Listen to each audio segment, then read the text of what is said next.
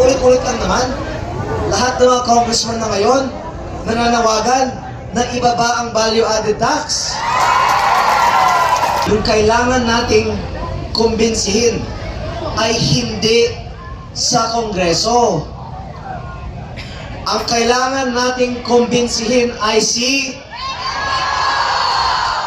na magsisimula tayo ng signature campaign.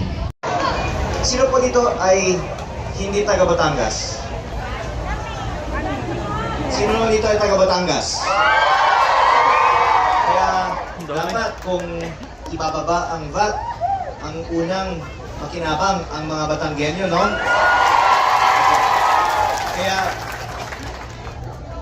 bilang update lang, kakagaling ko lang sa hearing na tuloy-tuloy pa. At paulit-ulit lang naman, lahat ng mga congressman na ngayon nananawagan na ibaba ang value-added tax. Pero hindi ba pinagbobotohan? Una, dahil wala pang sesyon hanggang May 4. Ngayon po ay bakasyon sa Kongreso, pero may mga pagdinig at ang mga komite ay nagbubuod ng mga report at sana bago magbukas muli ang Kongreso sa May 4, handang-handa na para pagbotohan na ang pagbaba ng value-added tax.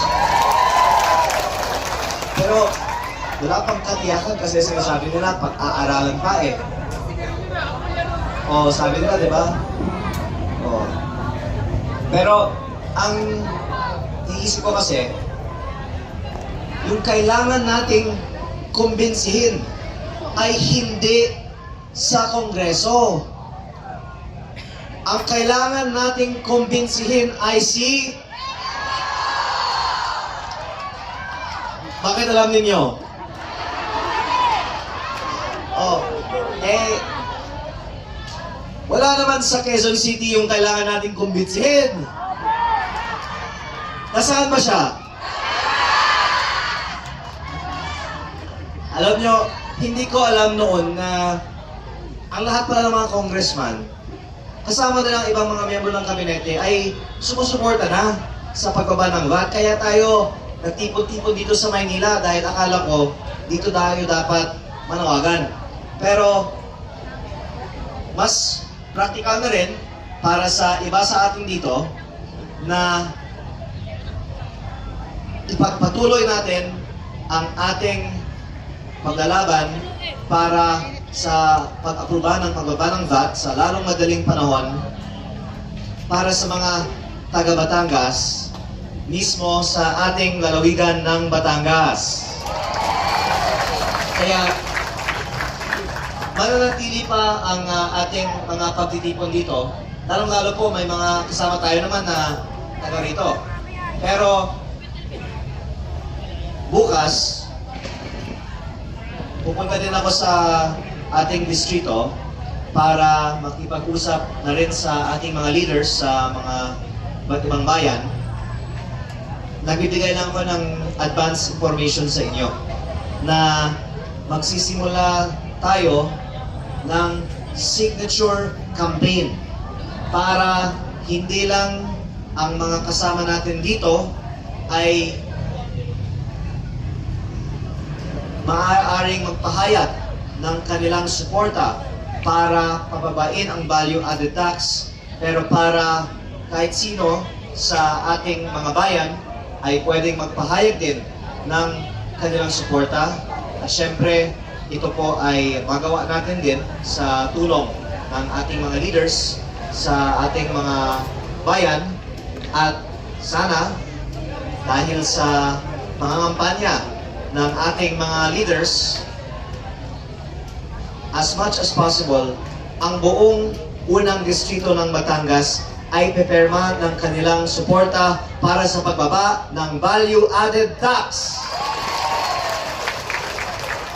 Sa tingin niyo ba, may ayaw na ibaba ang value-added tax sa unang distrito? Walang ayaw. Opo.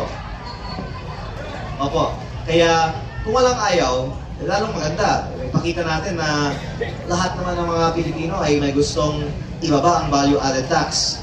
At sa tingin ko, mabilis lang din ito. Makompleto natin ang signature campaign sa mga susunod na mga linggo. At sana papakinggan ito ng ating nasyonal na pamahalaan, lalong-lalo na ang ating mga kababayan sa Batangas kapag maipakita natin ang dami ng mga pumerma para ibaba ang value-added tax.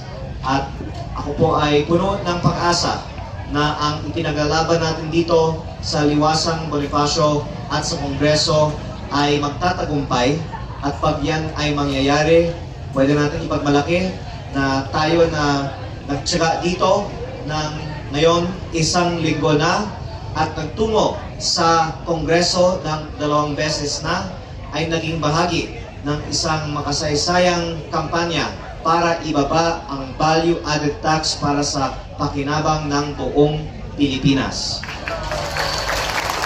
Maraming salamat po at magkita tayo muli, kung hindi dito pa, edi sa Batangas naman. Maraming salamat po.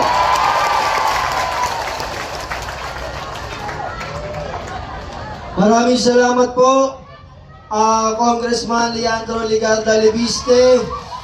To antabay po lahat. Muli, maraming salamat po, Congressman Leandro Ligarda Leviste!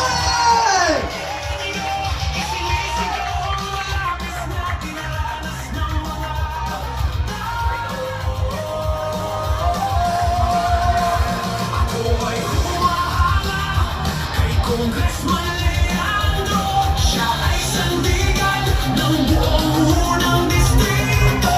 Kinakapag ang Kongreso, maging ang palasyo, ibasura ang pagpahirap na totoo. Sa pagtaas ng langis, ang milyong Pilipino, ang pektado ay lahat tumatangis ng todo. Kailan ito matatapos ang paghihirap na ito, ang ating pagtitiis sa gobyerno kay gulo?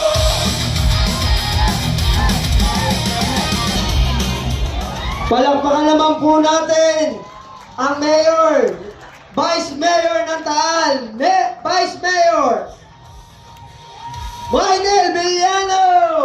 Lahat na tayo mga Batanggenyo, lahat tayo ay nakikiisa sa pagsulong ng ating Congressman Leandro Ligarda Leviste sa kanyang panawagan na ang ating bomba ay mabawasan. Yun po ang ating pong hinihiling sa gobyerno, na sana ay mabawasan na ang paghihirap na ito. Ako po bilang malaking sumusuporta po sa mga adhikain ng ating congressman ay nakikiisa sa kanya sa panawagan na sana ay lumuwag-luwag na ang ating pong kabuhayan.